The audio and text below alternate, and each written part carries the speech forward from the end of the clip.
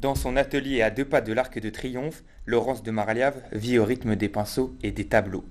Issue d'une famille d'artistes, elle a décidé de dédier sa vie à la peinture.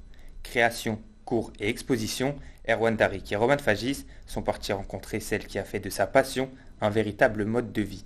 Avec les cheminées, vous voyez, en fonçant tout autour, c'est pas fini, mais en fonçant tout autour, eh bien, ça prend de la lumière.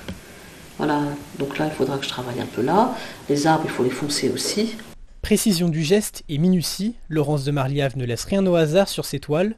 Diplômée des Beaux-Arts, selon elle, être une artiste est bien plus qu'un simple métier. La peinture m'apporte un vrai plaisir.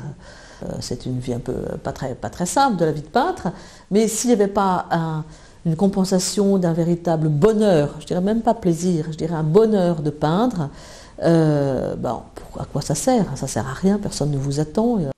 Artiste depuis plus de 40 ans, c'est dès son enfance qu'elle a été baignée dans le milieu de l'art. Ah, moi je suis une famille d'artistes déjà, donc en fait c'est un peu naturel. Une famille, j'ai un oncle qui était peintre, et dans ma famille c'était pas du tout mal vu d'être artiste, bien au contraire, puisque c'était une tradition familiale. Passionnée, Laurence partage son savoir à travers ses cours. La peinture, ce sont des taches de couleurs dans un certain ordre assemblé. Les fleurs, les renoncules, elles sont choisies pour aller... J'ai pas pris des feuilles vertes, j'ai pris des feuilles grises. Donc quelle est la couleur de ça? Comment est-ce que j'attrape une fleur et je tisse ma toile autour du fleur? Il y a toujours une fleur principale et des fleurs secondaires. Avec ses élèves, la médaillée des arts et des lettres trouve un équilibre.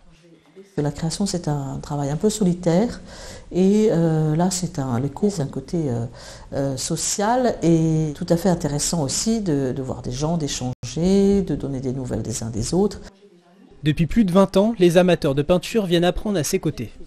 Ressortir par le... Ouais, ça c'est vrai. Ce qu'il y a de sympa avec Laurent, c'est que je fais ce que je veux, mais il y a quand même l'œil de la professionnelle là, qui me conforte dans ce que je fais, ou qui m'encourage, ou qui me critique, et ça permet de faire des progrès.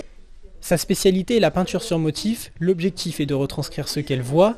Passionnée de voyage, elle mêle ses 2 vocations dans des carnets qu'elle garde précieusement. Voilà, donc en fait, je suis un peu globe-trotteur. Je fais des reportages dessinés, des carnets de croquis, donc j'en ai une petite trentaine. Alors ce qui est pratique, c'est qu'on peut mettre dans la poche ou dans le sac, et puis j'ai une petite boîte d'aquarelle. Chine, Inde ou Russie, la langue n'est pas un frein pour elle tant que la peinture est présente. C'est un moyen de communication avec les autres populations. Dans le monde entier, tout le monde dessine. C'est un langage universel et c'est un langage non verbal. Quand on ne parle pas la langue, c'est un bon moyen de communication aussi. Avec plus d'une dizaine de pays à son actif, ces carnets lui permettent de se replonger dans ses souvenirs passés. De temps en temps, je prends mon carnet de croquis, puis j'ouvre et je me dis « Ah, mais oui, je me souviens que là, on avait fait telle chose, c'était tel jour, il y avait tel temps, etc. » En fait, ça permet de fixer le souvenir. On est dans une civilisation qui va très très très vite. La peinture, ça permet de ralentir. Pour faire connaître son art, Laurence expose ses créations en ligne. Celui-là, il a été vendu, le petit pommier, voilà, il a été vu sur Internet. Reconnue à l'international, la peintre n'a plus qu'un seul objectif, marquer son temps. Rester dans la mémoire des autres, oui, laisser une trace après soi, pourquoi pas.